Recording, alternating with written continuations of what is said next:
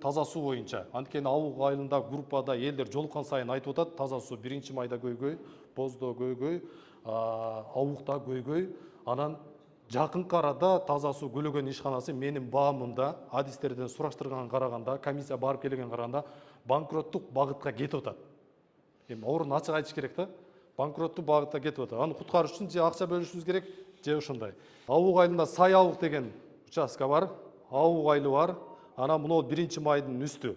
Ушул аймактарда дээрлик суу жетпей атат, чыкпай атат. Биз барганыбызда могул жерде көлөгө, сайдын боюнда көлөгөн насос бар. Көлөгөн насостун курулмасы эң негизгиси кампа курулбай калган проекте. Кампа курулбай калган. Бул жерде 3 насос бар, 3 насос менен электр энергиясын иштетип айдайт. 3 насостун бирөөсү иштебейт экен. Экөө иштетип кызып кеткенде бирөөсү дагы таштайт экен, бир мотору менен эле суу иштейт экен. Бир мотору менен Ауык, Сай ауык, 1-май, Боз бардык айылдарды бир насос менен камсыздай албайт экен. Ошон үчүн суу чыкпайт экен. Коткорго ушул жерден кампа курулган проект боюнча. Кампа курулганда самочок айдайт. Дээрлик маселе жок, суу чыгып атат. Коткор, Шыдыр ауык жарым кошулат. Бул жакта Могол Коргондо кампа курулган, а кампада дээрлик маселе жок, жарылуу жок, суу чыгып атат. Сейт Казыны барып көрүп келдик. Сейт Казыда кампа курулган, самочок айдайт. Ал жерде бир эле маселе бар экен, бардыгы жакшы, болгону суу мындай жыты бар, ичкени жараксыз. Ошон үчүн ага долбоор даярдаш керек. Комиссиянын жыйынтыгы ушундай болду. Таза сууну апарып иштетсе, Сейт Казыга таза суу чыгып калат. Демек, мен айтып атканым, Кочкор атада деле, Ошто деле бардыгында кампа кургандагы 2 участкага насос менен айдап койгон. Бул туура эмес болуп калган. Кандайдыр үнөндөгөнбү проектине ушул жери туура эмес болуп калган. Бүгүнкү күндө комиссиянын жыйынтыгы менен ушуну карап бергиле. Эгер карабасаңар, укук коргоо органына, СМБга, милицияга, прокуратурага кайрылабыз деп бүт подрядчик кылган адамдарга, аристтерге кайрылдык. Алардан дагы дээрлик жооп келди. Алар проектке шылтап атышат. Жана бул ар каналдын, сайдын боюндагы насостун деңгээли ылдый болуп, бул айылдар бийик болгон үчүн кампа максаттуу эмес дегендей жооп берип атат, бир сөз менен айтканда. Бул туура эмес болгон. Эми ошону туура эмес экенин алардын жообун мен муну менен далилдегим келип атат да. Мисалы мына могул жерде насос турса, ушул жерден 2-3 айылды аралап Коткорго чейин кампага сууну апарып атышат. Анан айдан самочок берип атат.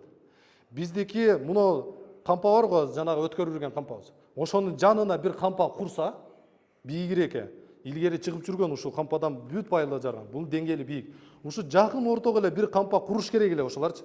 Бир кампаны куруп, ушул 1-май, Боз, Ауык, Кызылстынын баарына чоң айыл көп болгон үчүн ушул кампа куруп, кампа менен айдаш керек эле. Бүгүнкү күндө адистердин айтышы боюнча, көлөгөн ишкананын айтышы боюнча, муну маселени чечүү үчүн сөзсүз кампа куруш керек. Кампа курмайынча чечилбейт. Кампанын басымы 8-12ге чейин барат экен, суунун давлениясы кампада. А насосто 1,5-2 болот экен.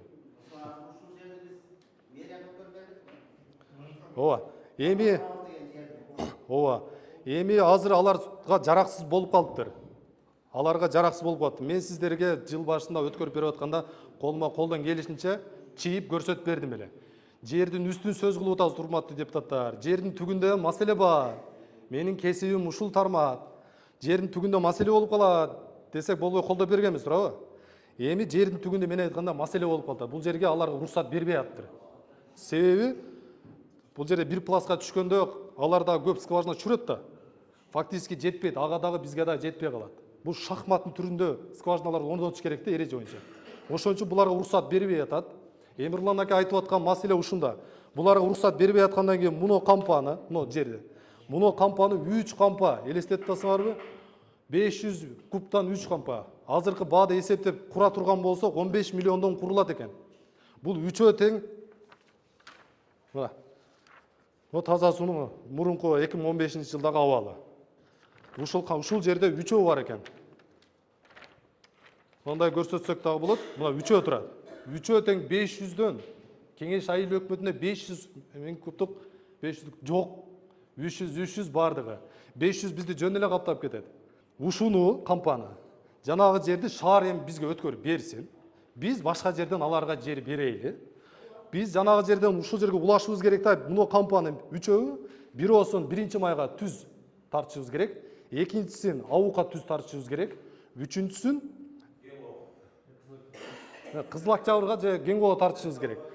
Эми дагы бир маселени эске алып коюш керек. Бул жерде бир парк болсо эле ал жак өчүрүш керек болуп атат.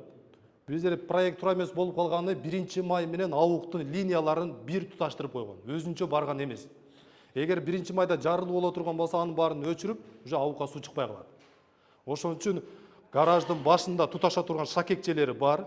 Ошолго чейин өзүнчө линия, анан өзүнчө кампак куруш керек же муну алыш керек. Бул азыркы бийликтин, азыркы жетекчиликтин буну мен эмес, аткаруу бийлиги, суу чыкпай атат. Келечектеги план мындай биздин 5 жылдык планыбыз. Демек, чоң маселелерди чечели долбоор менен. Давай деп муну сунушту алып келиш керек эле. Ушуга аракет кылыш керек. Айынан бул банкротко кетип атат. Эртең 120 миң, 100 миң светке төлөйт экен. Кыргызстанда андай жок, мотор менен айдайт деген методика. Эң арзан методика бул кампа да. Түшүнөбүз да. Ал насосту кеч-кечтеп ага акча төлөп жүрөбүз, жылына миллион акча төлөйбүзбү? Демек кампага өтүшүбүз бул максат. Көлөгөн ишканасында 2419 адам келишим түзүптүр. Тазалык боюнча. Тазалык боюнча келишим түзгөн дагы 6 айдын жыйынтыгы боюнча 2 миллион 600 ашык акча чогултуш керек болчу. Бул жок акча эмес, бул бар келишим түзүлгөн акча. Бирок фактически алар 1 миллион 600 миңдей акча чогултуп атат. Алар 1 миллионго жакын тагы 967 миң сом акчаны 6 айда чогулта алган жок. Элестетип атабы? Алар даяр турган сиз менен мен келишим түзүлгөн. Болгону барып акчаны алыш керек. Алганда айырма 1 миллионго 6 айда аткара албай атат. Экинчи маселе бул тазалык боюнча. Таза суу боюнча минус 1 миллион 472 миң сом 6 айда аткара албай атат.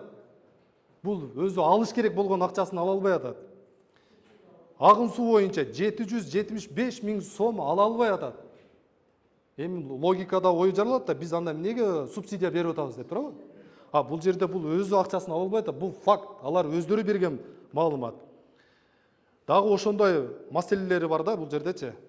Ошон үчүн Көлөгөн ишканасыга биз өткөндө протокол тапшырма бергенбиз. Алар ушуну айырмачылыкты азайтыш керек. Бул акчаны түшүрүш керек. Анан айлык акысын көтөрүш керек. Алар айтып атат 16 миң, 15 миңден айлык алабыз депчи. Көтөрөбүз деп атабыз, бирок муну акчаны түшүргүлө кеминде 6 айда 3 миллион акча түшпөй калып атат. Топтолуу жагы.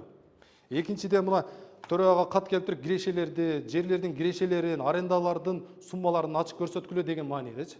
Мен ушундан сунуш берет элем. Көлөгөн ишканасына сунуш бердим, сиздерге дагы сунуш. Көлөгөн ишканасында жайлоо комитети бар, анын жетекчиси бар.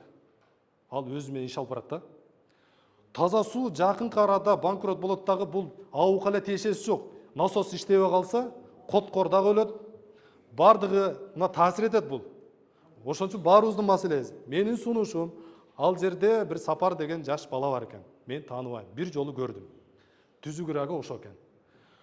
Как жайыт комитети кандай болгон болсо, Көлөгөн таза сууну да ошондой бөлүш керек, бөлүп чыгат. Ага жетекчи кылып коюш керек дагы, андан талапты коюшубуз керек. Муну акчаны чогултасың, айлыгын көтөрөсүң, кампага өтөсүң деп ошо менен алектенген адам болуш керек. Себеби Көлөгөн ишканасына таза суу деле, тазалык деле, агын суу деле, жайыт деле бардыгы ошого кирип кетиптир.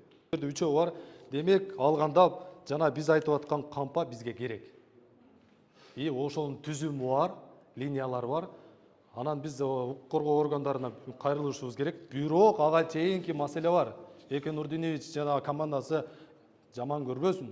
Буну биз эмес, аткаруу бийлиги конкреттүү өзүнүн эң чоң планы катары көрүп, ушу сөздү органга кайрылабыз.